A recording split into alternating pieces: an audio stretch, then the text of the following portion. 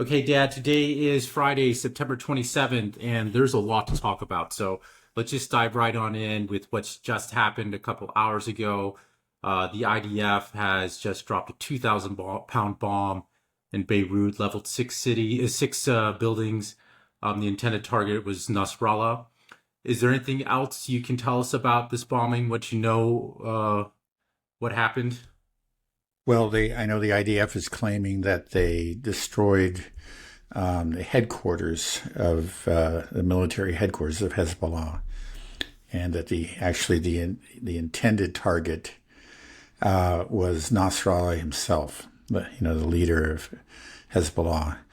Um, there have been conflicting reports about his status. There was some reports that he was killed, and some that are injured, and other that he's just fine and somewhere else. So we don't know. As of now, we don't know what's happened. I noticed that it was described by the IDF as a precision strike. This is a precision strike that's, as you say, it took out six buildings. I think I saw four buildings and six buildings, and it's clear it just wiped out an entire neighborhood. That's what the IDF calls a precision strike.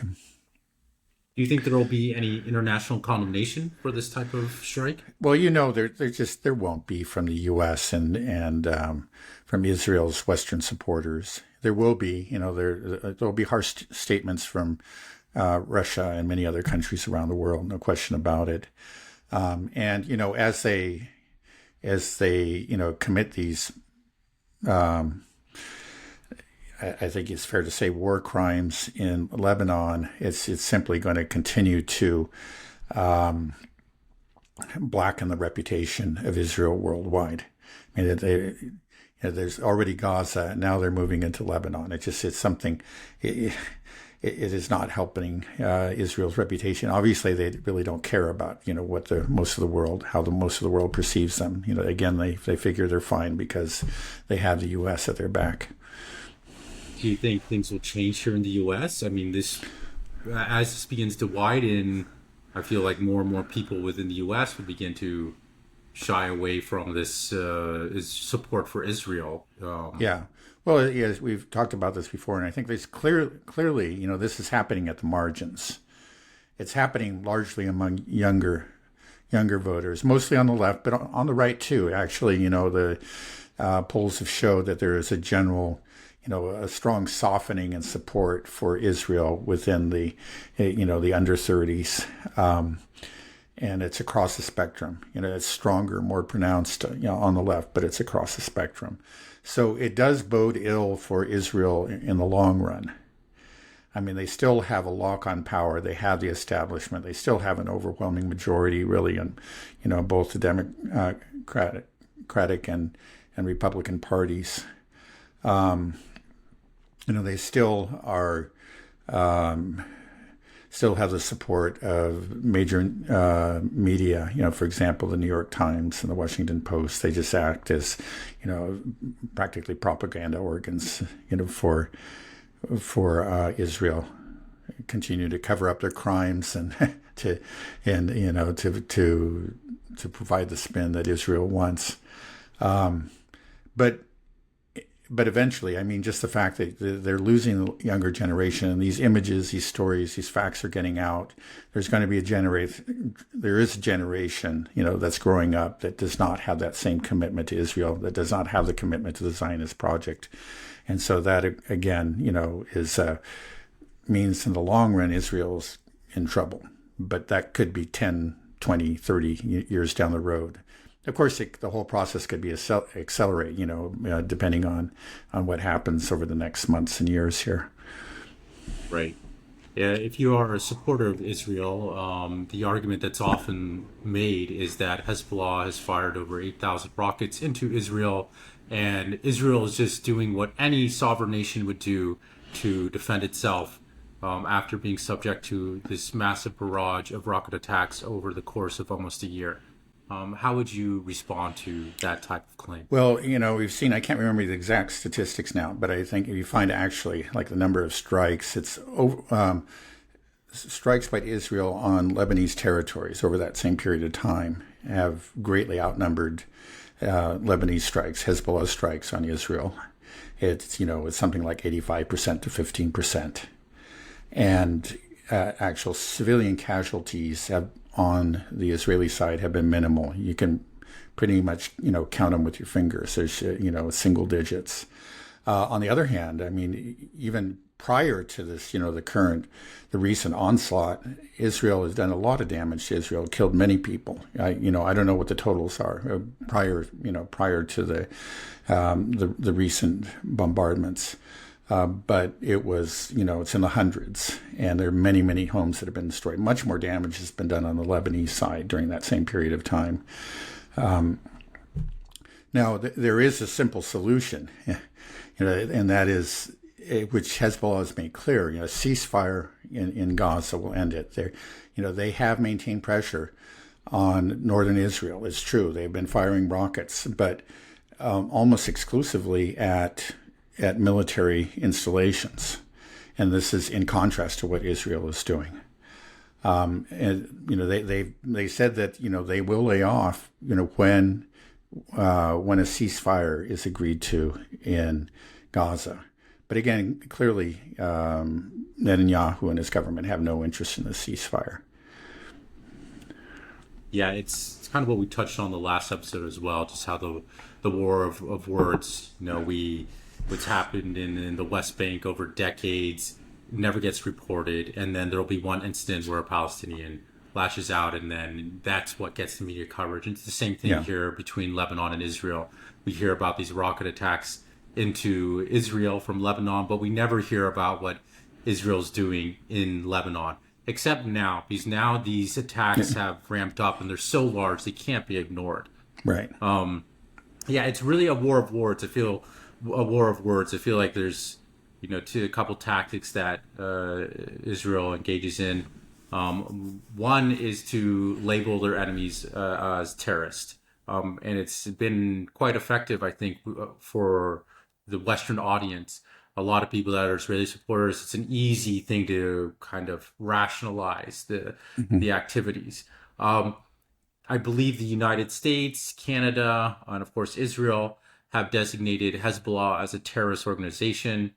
The EU, I think, only designates the military arm of Hezbollah as a terrorist organization, and the rest as non-terrorist. Is there any validity to these statements? Because that's kind of what gives them justification to do this, is to say that we're killing terrorists. So how do you...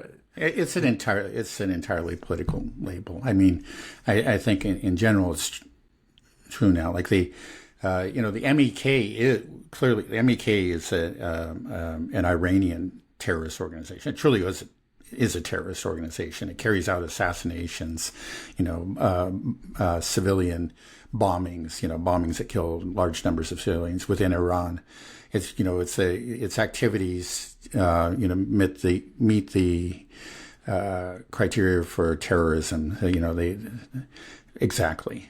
And the U.S. used to regard them as a terrorist organization, but for political reasons, because it was found that they were useful. Again, they're anti-Iranian government.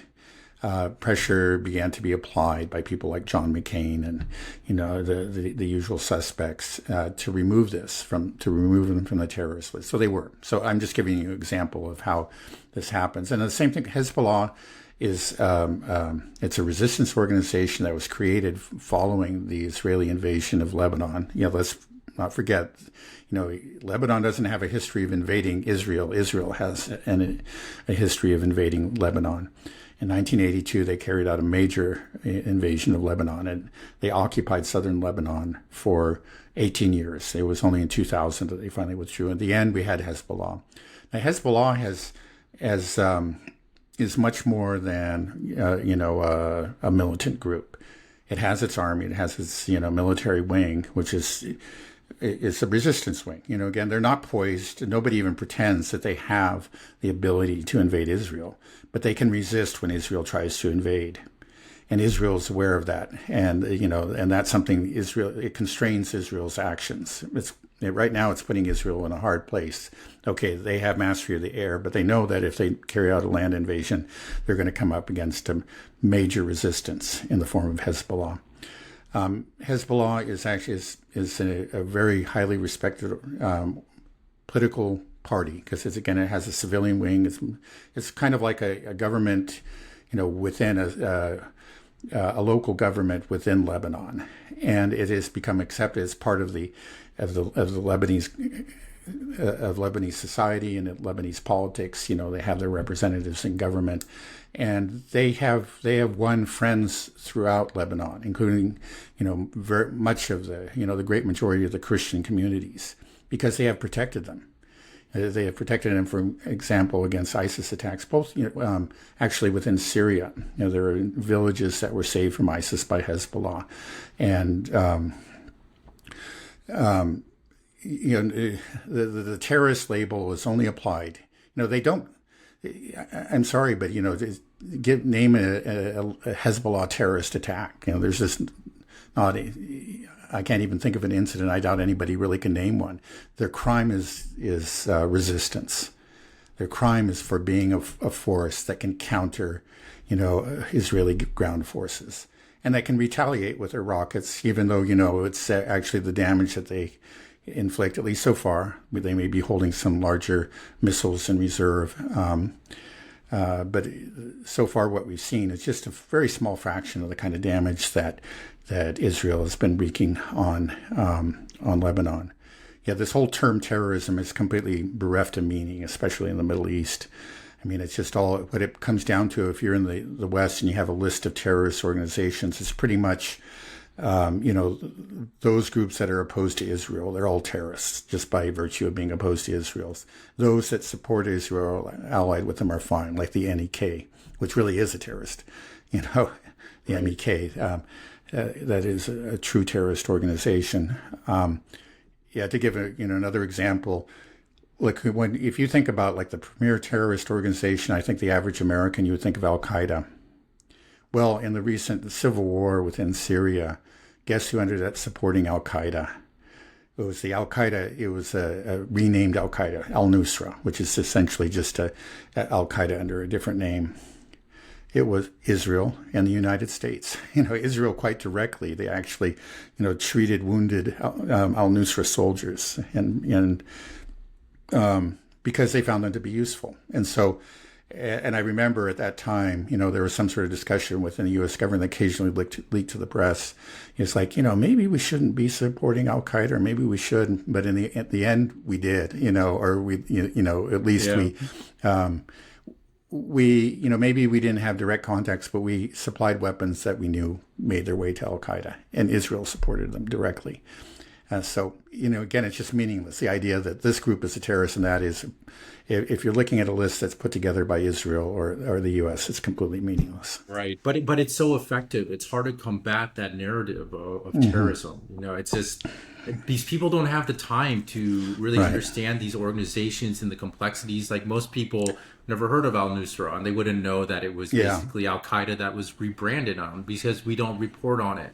So how do we combat that? How do you...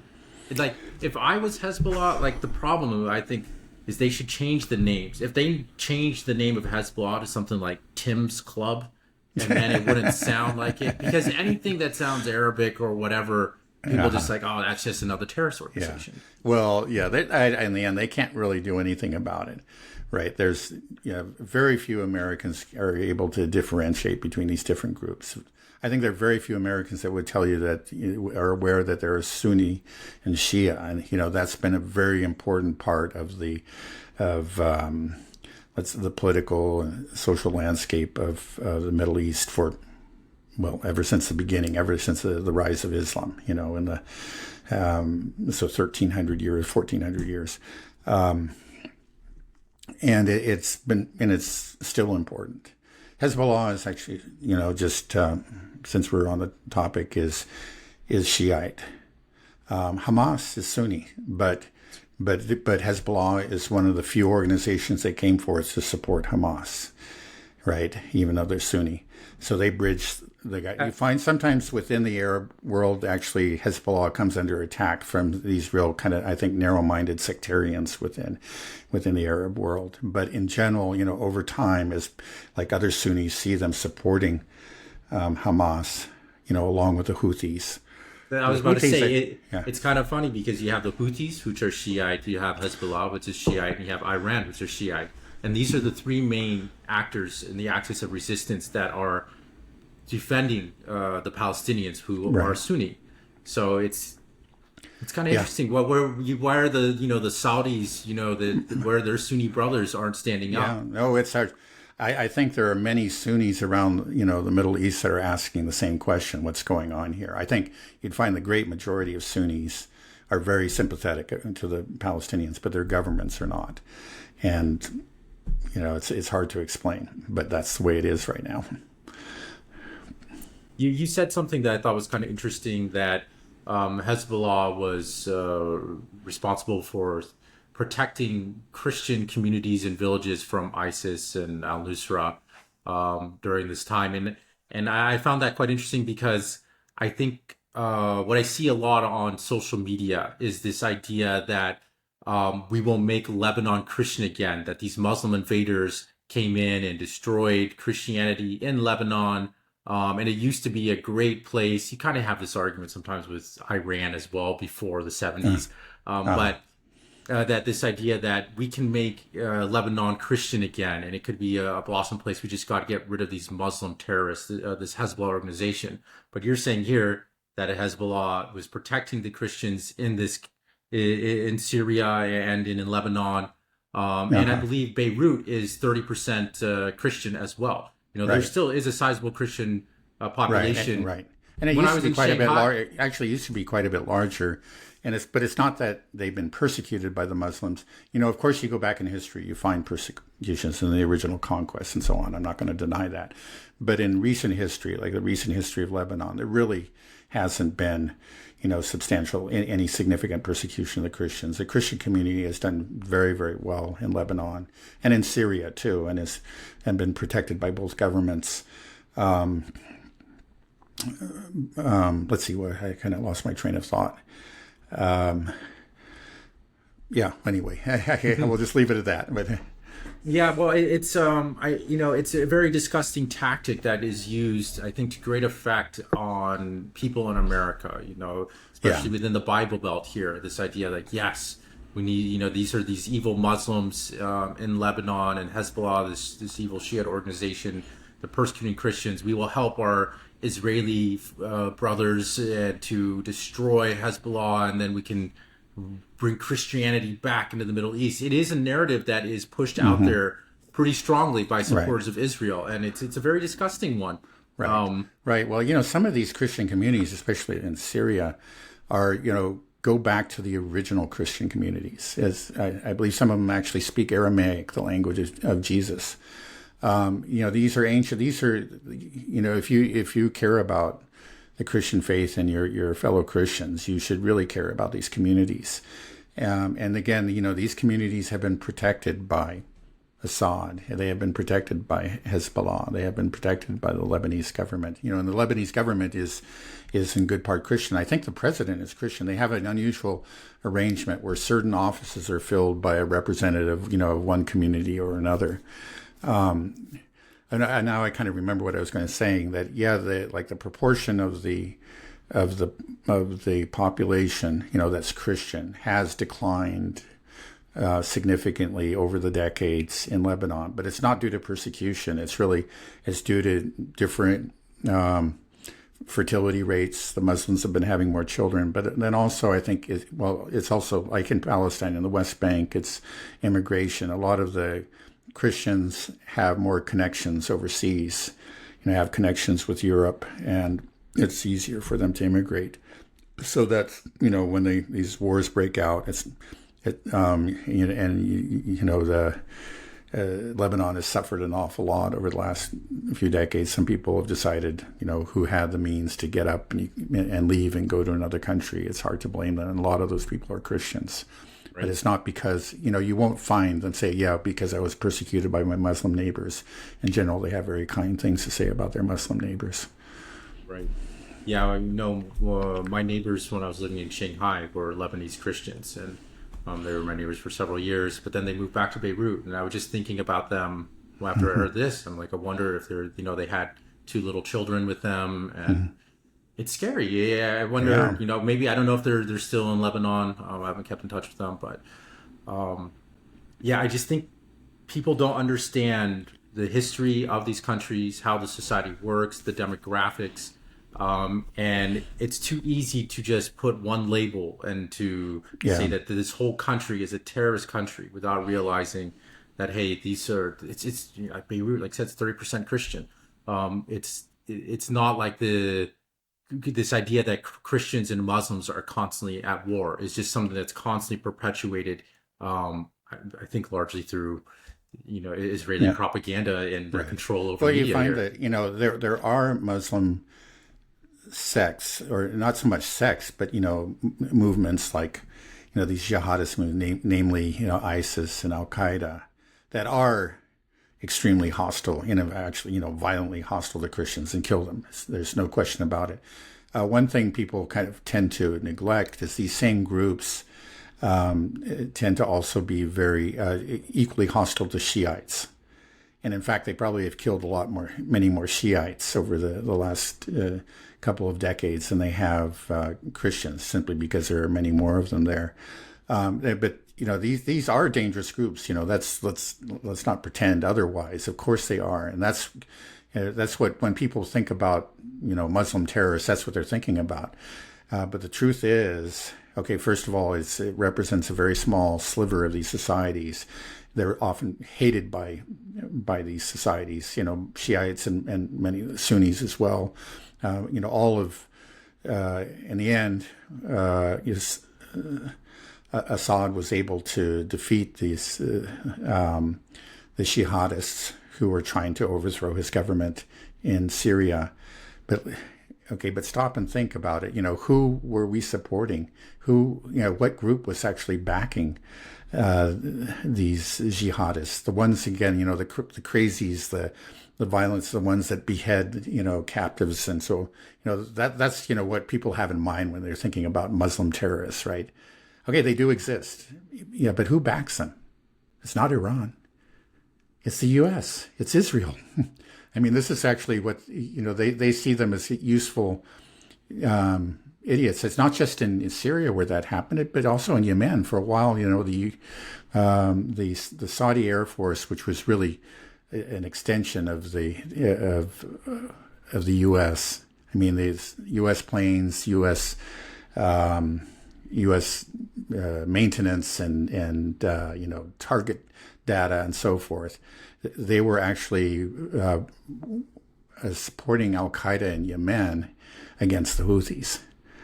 It's so crazy. Why Yeah. does nobody know this? Like, it's that. Why does nobody in the West know this? I feel like less Yeah. than 1% of the population is That's aware probably of true. this. I mean, it comes out like, these bits of information will come out even in mainstream news sources, but it tends to be back page stuff, and you have to be just really paying very close attention to find out about it.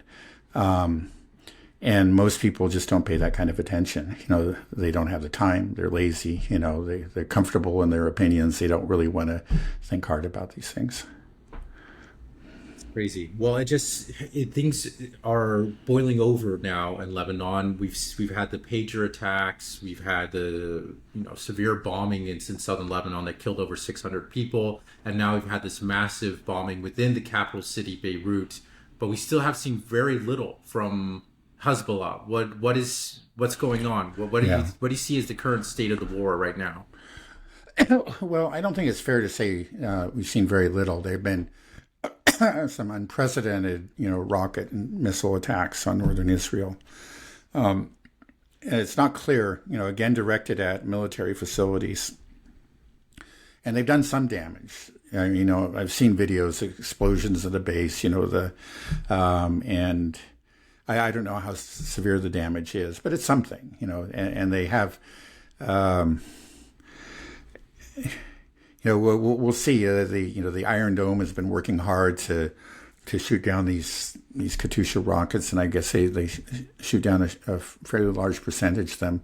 But I suspect that there are a lot more Katyusha rockets than there are Iron Dome interceptors, and at some point, the Iron Dome is going to run out of interceptors, and the other missile systems will as well, and then we'll see what happens.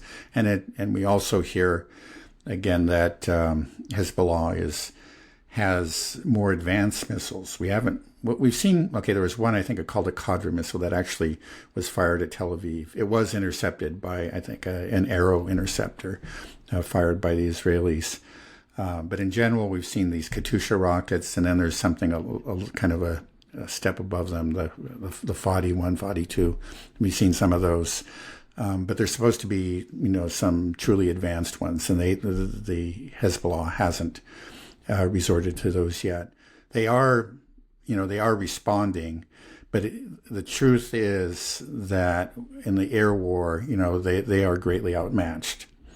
They can do something. Obviously they can prevent Netanyahu from obtaining his objective of returning the residents of northern Israel to their homes, because the reason for evacuating them was the rocket attacks, and now these rocket attacks have increased in scale, and they had no sign of letting up. So clearly, so far, he's failing to achieve this objective. But what do you think about just the way that Israel's conducting this war? Do you think that it's been effective at all in disarming, disabling, subduing Hezbollah in the region, Well, they clearly have, been very successful in killing a number of Hezbollah commanders. And actually, I'm so successful that you have to suspect that Hezbollah's communication system has been compromised in some way. Because we don't know what's happened to Nasrallah.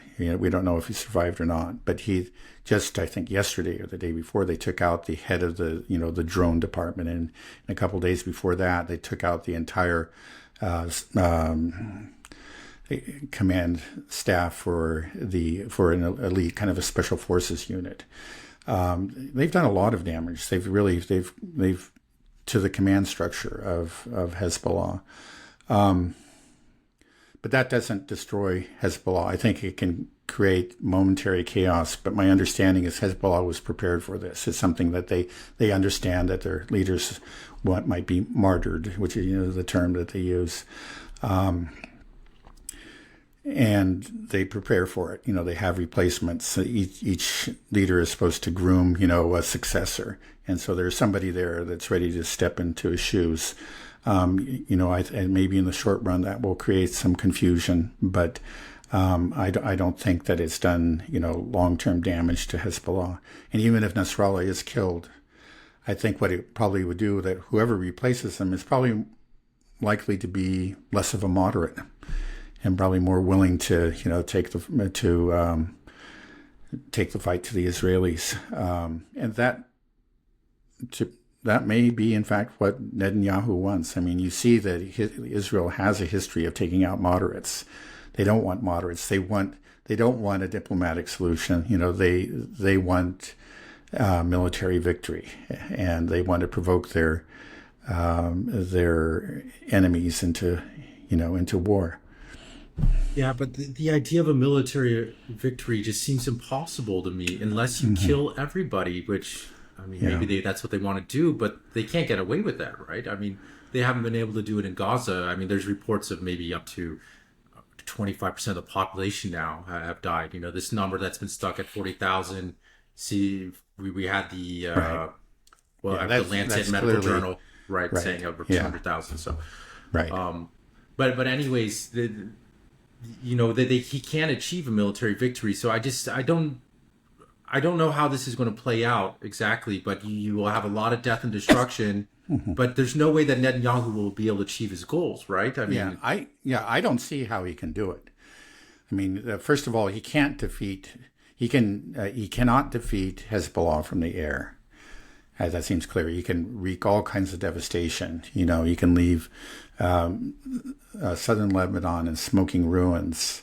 And again, that's going to just increase the hatred for Israel around the world, and it potentially will turn away some of those supporters. Some of those governments that have supported Israel may cease to support him after this attack on Lebanon. If it continues the way it has, it's been very bloody so far. He can't do it from the air, and because again, Hezbollah is a ground force, and they're well entrenched in southern Lebanon. They're underground in many cases. Everybody now acknowledges that Hamas has a very sophisticated system of tunnels in Gaza, and Hezbollah has one too, but it's got to be much, that much larger, that much more advanced, because they just had many more resources. It's amazing that Hamas did what it did, being this very small strip of land under siege, but yet they managed to create this underground network. Now, Hezbollah has many, many advantages that Hamas does not have. One is that, they, instead of inhabiting a very small strip of land, flat strip of land, entirely surrounded by Israel. I think you can say that even about the Rafah crossing. I mean, they have control over that crossing too. Hezbollah, controls a lot more land. It's mountainous, and it's not surrounded by Israel. They have, their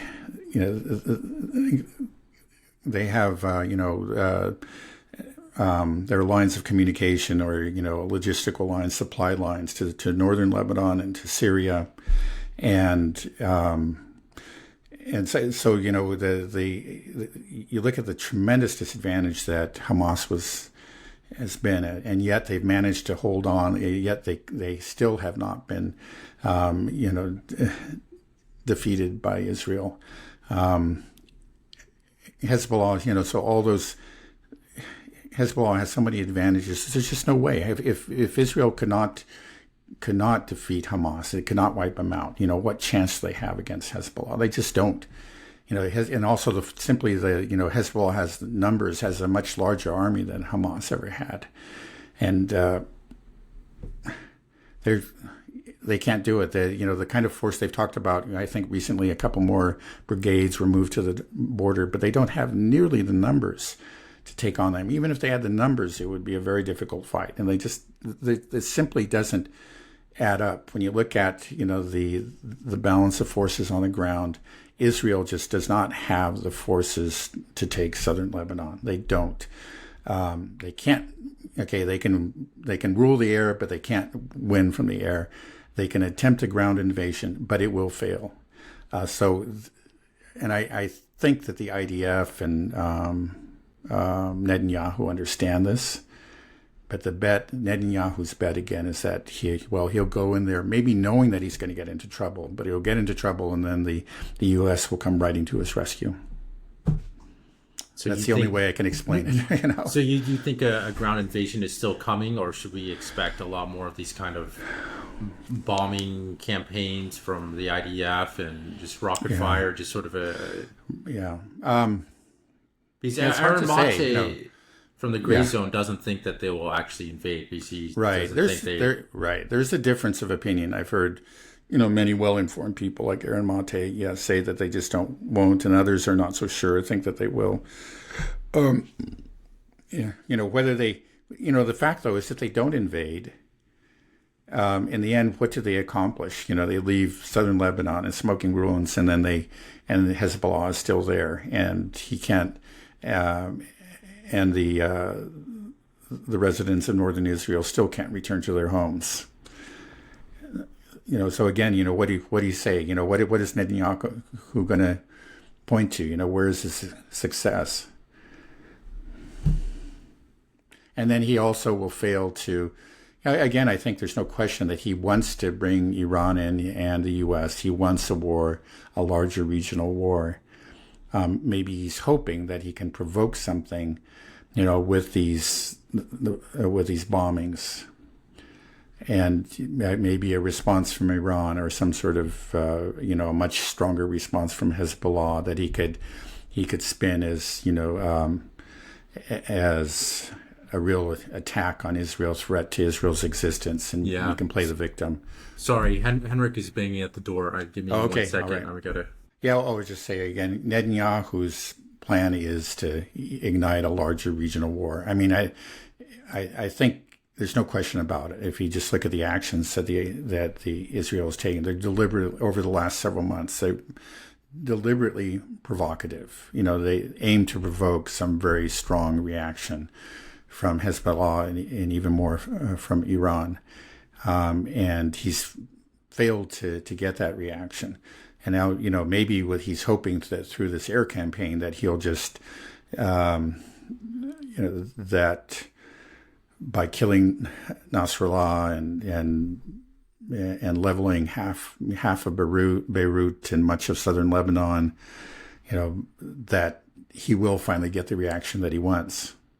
But if that he may gets be true, that, and he may just continue to, to bomb Lebanon. There was, I think it was back in 2006, or maybe it was some other time that Israel threatened to bomb Lebanon back to the Stone Age, and this time he might really try to carry it out with the hope that it, when he gets them in the process of bombing them back to the Stone Age, he'll finally get the reaction that he wants, and that can lead to the larger regional war that he wants. but that's a bit of a gamble, though, as well, right? Yeah, because of course. The more that you do this type of bombing to elicit a response, the more you start to bomb population centers, level cities and towns and villages. And then there isn't a response, and you keep on escalating, you go higher, further and further until you just destroy Beirut. And then finally there's a response from Iran. The idea that, like, oh my goodness, this is an unprovoked attack, Israel has to defend itself, is not going to fly with the world, right? I mean, we can't. Well, what's happening right now in Beirut, the world is seeing it. And I think it's people are kind of surprised about the amount of restraint that's been shown, for example, by Iran. Right. A lot of people are, in fact, on the other side are disappointed. They think that with Iran and to a lesser extent with Hezbollah, say that they feel like they're being weak, and I'm not going to judge them. They're in a very difficult position, and but that you get frustration on the other side, actually. If this war, will Netanyahu stay in power as long as this war continues when Israel's Well, that's his gamble. That's his. Well, one thing, he certainly has to continue the war to stay in power. Let's put it that way. I think both Smotrich and Ben-Gvir have made it clear that if, for example, if he agrees to a ceasefire, they're out of there, and his coalition falls apart. And so he ceases to be president. And that's something he can't risk. So, whether or not he wants to continue the war or for reasons of his own, freedom and his own career, he needs to continue the war. Good. Did you hear about the Houthi missile strike that went over Tel Aviv? I believe, I don't know if it struck in Tel Aviv, but I saw some footage of it on Twitter from last night. Do you know anything about this? I know very little. I think the sirens went off in Tel Aviv and that there were a number of missiles that came from Yemen. Now, recently the IAF declared that they shot them down actually before they entered Israeli airspace, and who knows if that's true or not. Yeah, it seems like, the Houthis are one of the few organizations that are doing something towards Israel, and it seems like, I think a lot of people are waiting for this Iran retaliation. Do you think that we're just going to? Why is Iran waiting so long? Are they afraid of retribution from the United States? Because this is another narrative that keeps on getting pumped into U.S. media, is the idea that Iran is trying to destabilize the country by assassinating Trump. Even Trump came out and said, "Yeah, I know, I saw that." Right? It's crazy. It's absurd, funny because yeah. it's he said that these two assassination attempts, that maybe the intelligence had told me that maybe it was Iran. Well, it's clear like the last guy was Ukraine. Nobody's talking about Ukraine trying to assassinate Trump. where this guy was in Ukraine supporting, Yeah. Doing videos for Right. Ukraine, and probably Somehow was in touch with yeah, Ukrainian what would- intelligence. Right. What would Iran have to do with it? Well, yeah, it's absurd. There's no now look in a very abstract way. It would be just. Of course, I don't want this to happen. Don't think that I'm suggesting, but it would be just if Iran assassinated Trump, because Trump had Soleimani. Was again just a great towering figure within Iran, a hero, much beloved in Iran. Had him assassinated. And so if it would be justice, tit for tat, an eye for an eye, a tooth for a tooth, if the Iranians assassinated Trump. But they're not going to do that, because the Iranians are actually very, very realistic. They understand, the power of the U.S. and what the consequences of something like that would be. It's just the last thing in the world that they do. It's clear that they're trying to avoid, giving anybody an excuse for attacking them. So if they were simply, operating at an emotional level or just abstract justice, is something they could do. But that's not how these Iranians work. They're very realistic, practical people. They've proven that over the last couple of decades. And so there's just no chance that the whole thing's absurd. Whenever it's, you hear these things are leaked from certain sources to media, within the intelligence community to the media, but there's no evidence. It happens in both conflicts, both in Ukraine and in Palestine, all the time. There's just no reason to give that any credence unless real evidence is supplied. Yeah, well, what worries me is that the intelligence community keeps on pushing this, and they may get their way, and they keep on feeding it to the U.S. media that Iran is trying to destabilize the United States. Iran is the enemy. As Lindsey Graham says, Iran is the great Satan. Yeah. Being these war drums that eventually something will happen, or there could be some type of false flag event, or, or if Trump, clearly people are trying to kill Trump. He's already been tried. There's been 2 assassination attempts. Maybe somebody does eventually succeed, and then they blame it on Iran, and then all of a sudden we're bombing Iran. Like, that's what worries me, is that, I think there's clearly an apparatus in the intelligence community that is just, this is their job. It's like, we got to keep on figuring out ways to get to war with Iran. Yeah. I think actually that group has been there for at least a couple of decades. They from way back 2000, if not earlier, that group has been there, and they have been trying, constantly, they're constantly feeding this information, whatever it is that will kind of generate hatred and of Iran, suspicion of Iran. They're always there. So they're always looking for opportunities. And, most recently there were these assassination attempts, and they think, this is a time to, to poison the well further. That's been really a constant, but it works. It does work with a lot of people. A lot of people who aren't paying attention. They just hear Iran, Iran, Iran. Oh gosh, Iran must be really evil. They couldn't actually name anything that they've done. Usually, if you want to name an actual incident, you got to go, all the way back to the hostage crisis in 1979. But they just, people make this assumption like, well, where there's smoke, there must be fire. They're just constantly hearing Iran associated with things. And so they just think that Iran must be there behind the scenes, doing all kinds of nefarious things. Okay, well, I'd like to pivot over to the Ukraine-Russia conflict pretty soon. But before I do that, do you have any predictions on what will happen next in this war? Or you don't even want to go there? No, I see, days, maybe weeks more of bombing. I think probably, I'm not sure, but those people will say that Israel is not going to go in on the ground in any meaningful way. There might be some minor incursions. They're probably right. I think they understand how disastrous that would be. So they're trying to get Netanyahu's trying to get his war through the air, and I think they'll stick to that for a while. But it's not going to succeed. I don't see how it will. Well, it'll succeed. And then at that point where it fails, I don't really know what's going to happen next. It's just like, where does this go? I don't see where this goes. I don't know if, you kind of assume that these people at the top, that they have a real plan. Sometimes you find out they never did. It's just like, let's do this and then we'll figure it out. And then, Yeah, I mean, it'll succeed in further isolating Israel and the United States by association.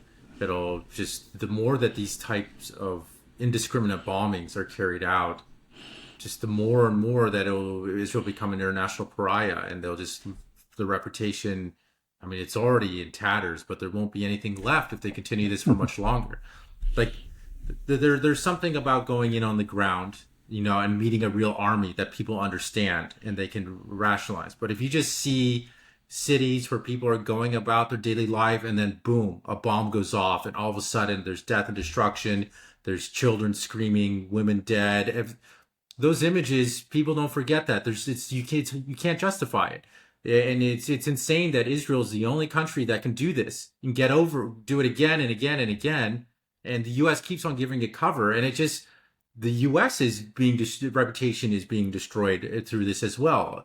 Especially when you juxtapose it against what's happening with Ukraine and Russia, where this is more of a traditional standard war between two armies that are not targeting civilian population centers. I mean, when it's done, it's the Ukrainians. Right. Usually right, but on a much smaller scale than what Israel is doing. But yeah, I mean, it's clear that the Ukrainians have. I mean, like in the case of Donetsk city over a period of something like 12 years now.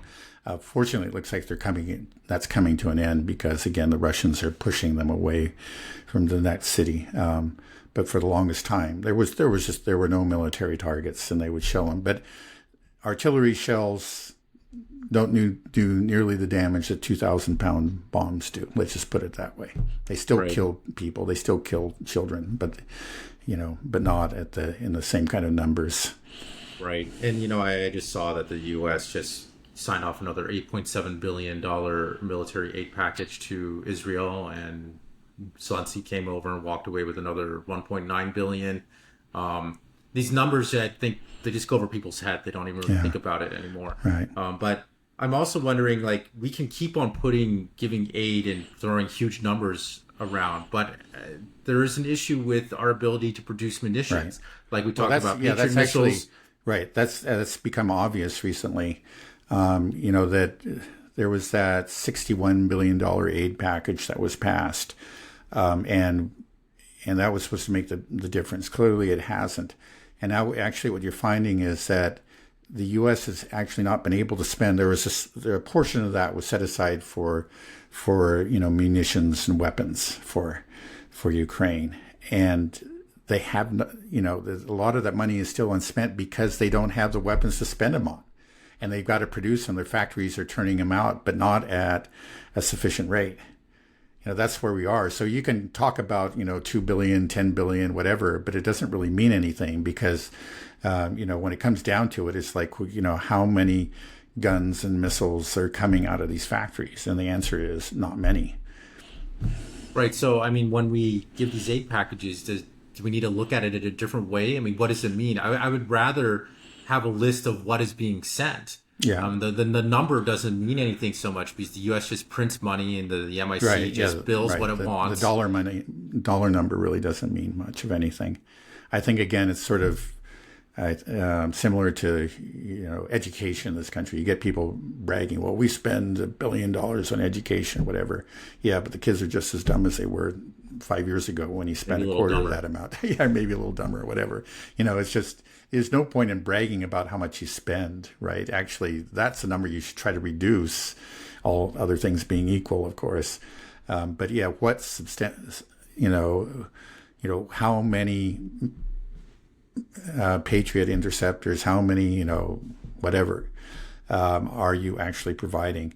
And interestingly, over the last several months, occasionally the Pentagon will publish a list, but they're not.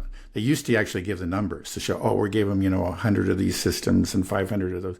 Now they don't actually give the numbers. And I think Brian Berletic is correct about this. He suspects because the numbers are so small that it's embarrassing, and they've actually have stopped actually indicating the quantities. So these lists are meaningless.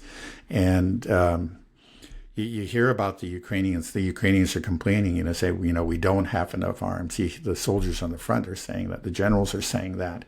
And, I don't think they've really come to understand that America has limits. The great U.S. military machine actually has some very severe limits.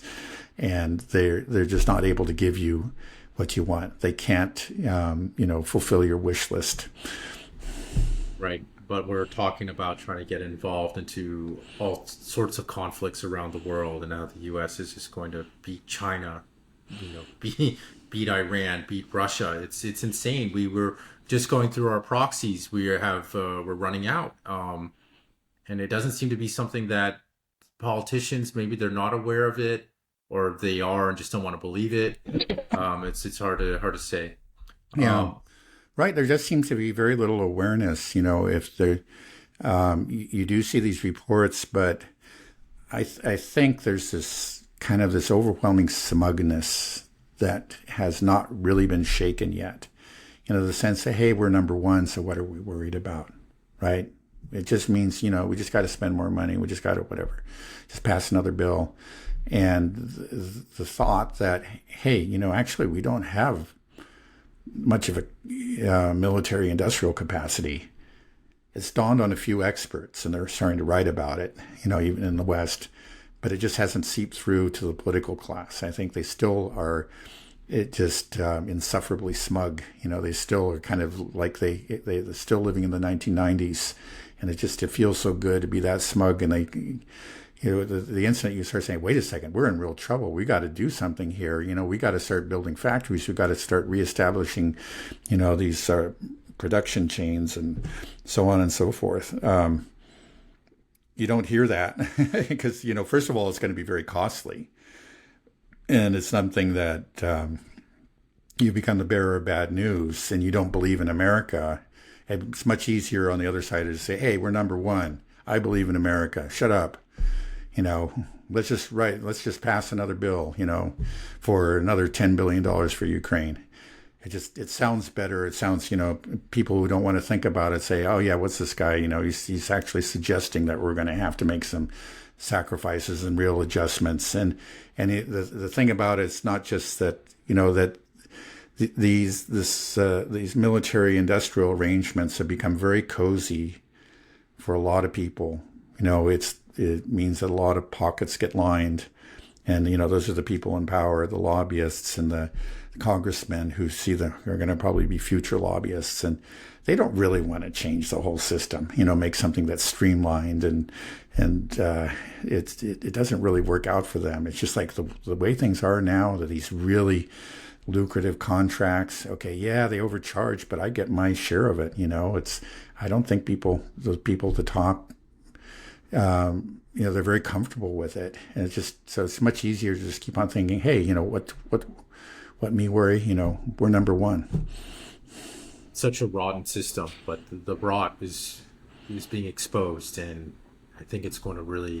The U.S. has to face reality at some point. At the end of the day, if you can't produce anything, people start to realize. So it'll be interesting how this plays out as things escalate, because that's what's happening. I think Israel used that term that we are escalating in order to de-escalate, which is the most absurd statement I think I've ever heard.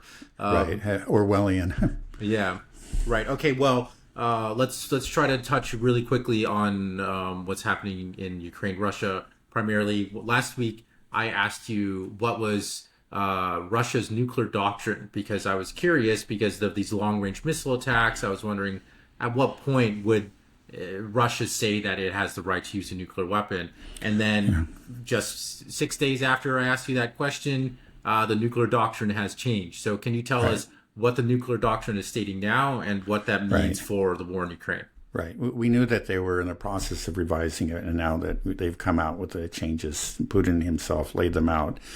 And the first is, this is clearly directed at Ukraine and what's happening there, and the discussions about, lifting restrictions on long-range missiles. He said that if a proxy, attacks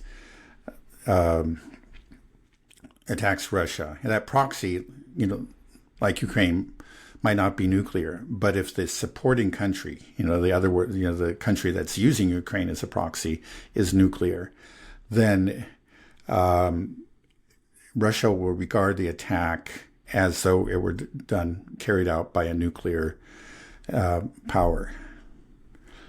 So that's a change. Before there's two sets of one is that Russia would never respond with nuclear. Prior to this, Russia would never respond to an attack by a non-nuclear power, even if it was a massive attack, with nuclear missiles. It wouldn't. Such an attack wouldn't elicit a nuclear response. But now, if that country is seen to be a proxy of nuclear armed powers like NATO, they will, respond accordingly. They will treat it as though they were being attacked by nuclear armed countries. So that's the first difference. The other is,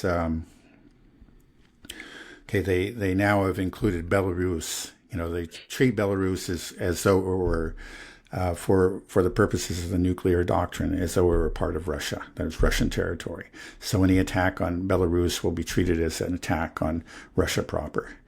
And then also, I think they said a massive conventional strike. Okay, if the Russia is aware that the West, they don't actually name the West, but we all know it's really the West. That NATO was just about to launch a massive conventional strike. Let's say aircraft, cruise missiles, drones, whatever, that again would threaten the existence of Russia. Russia could respond with nuclear missiles. Okay, so this is a pretty clear warning to the United States. It's not saying that if there's just a few missiles being fired into Russia, we shouldn't expect Putin's not going to go nuclear, right? It's just saying if there's a large barrage. I thought it was interesting that they included drones, though, because drones have been flying into Russia. Right. They hit Moscow occasionally, these Ukrainian drones, to make it all the way over there. So how serious is this? It seems it's quite serious, clearly, but is it being taken seriously by the United States? Well, not by the politicians. They tend to scoff at it, and they tend to always say, shake their heads and say, oh, he's there he goes again, Putin and his nuclear saber rattling. And it's just, I think what Putin's actually trying to do is sober up the West and say, come on, remember, do not forget, we have no intentions to, attack you with nuclear weapons, but do not forget that we, have this huge nuclear arsenal, and what's at stake here, that you do too. This is not a joke. It's just a reminder. Hey, look, and don't, further with this revision is say, don't think you can hide behind a proxy. We know what you're doing. I think, in the political class, there just doesn't seem to be any recognition of the seriousness of this. Now, at the level of defense departments, of military, of the experts, generals, I think that there is an awareness of what's at stake. Again, we've seen a real rift within the U.S. Between the Pentagon and the State Department. The Pentagon has been holding firm, and actually, very interestingly, I think it was today or yesterday, that they released a story in the New York Times. This was actually, it came from U.S. intelligence, and said that, that U.S. intelligence assesses that if these, long-range Western long-range missiles are used to strike into Russia, pre-2014 Russia, the Russians will respond harshly, and it could include attacks on Western military bases, even outside of Ukraine. So they have assessed that this is a real red line for Russia, and Putin has made it clear, and so they have held firm, and so far they've been able to convince Biden, don't do it. That this is, they seem to have sobered up, in my opinion, but but so much of the politicians are just living in la la land, and a lot of these State Department people, like Anthony Blinken, they don't seem to get it. They don't seem to understand that this is real. They still kind of live in this narrative that they've constructed, and they just don't, evil Putin, he's, and everything is about a matter of will and a moral stance. It's like, we can't back down to Putin or just let's talk about reality. It doesn't matter. You can hate the guy. You can think he's evil. He's good, whatever. That's, actually just put that aside and just think about the realities and the risks involved. Seems like the Pentagon is at least able to do that. But so much of our political class isn't. It's battles between the military and the politicians who usually wins. Well, so far it's been the politicians. But it seems, we'll see. This is important. The Pentagon really has held its ground so far. There was that major push by Blinken. Remember, he got together with Lamy and went off to Kiev, and you're just thinking, oh no, everybody said now it's over, whatever. But they failed. They came back, and then he got Keir Starmer. I think he managed to convince Keir Starmer. Yeah, we can convince Biden now. And Biden seems to have enough cognitive capability to understand. He's had it laid out to him, I think, by his the Pentagon. It says, don't do this. I think maybe he sees that it could, that this really will elicit a Russian response, and it would not be popular, with the Western public, and it could hurt, the electoral chances of Harris. I wonder if Biden really even cares so much. He's on his way out. Yeah. Yeah,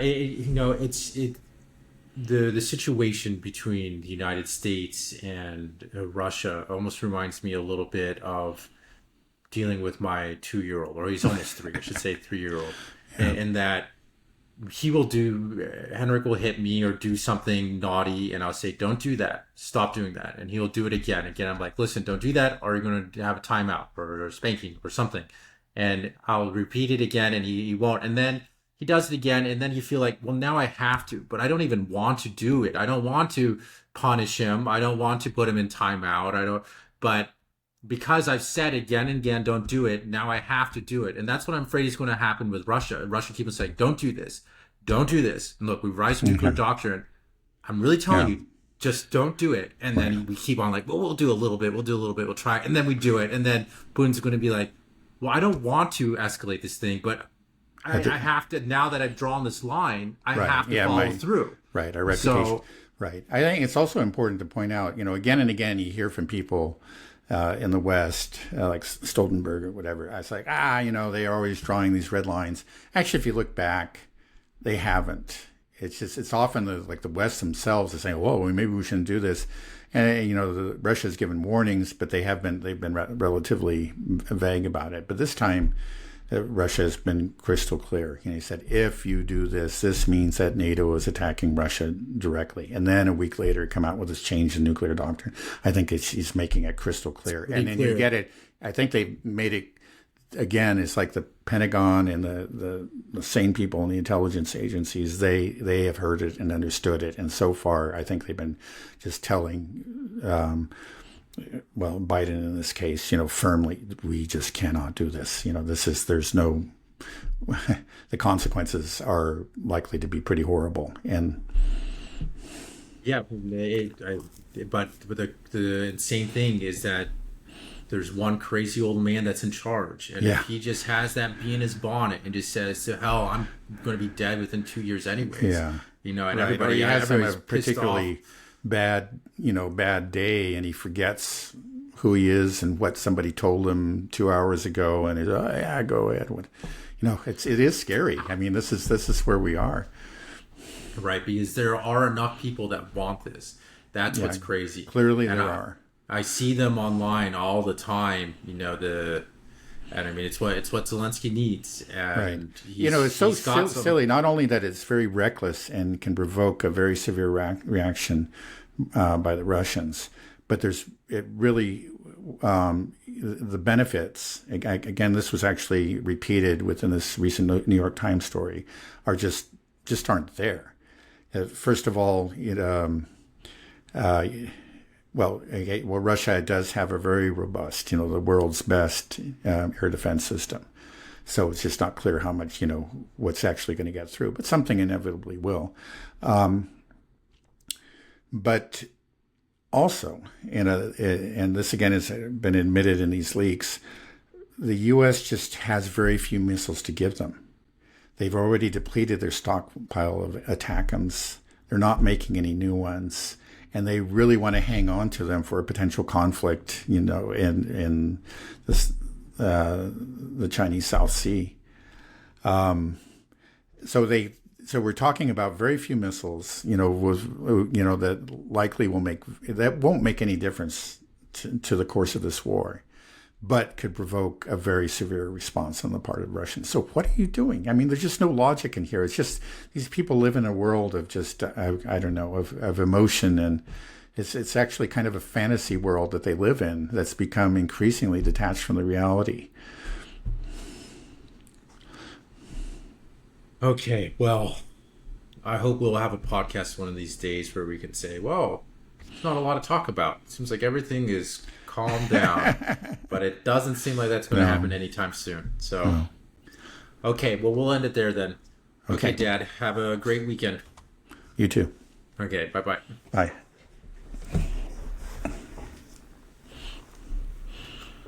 Okay, I think that's okay.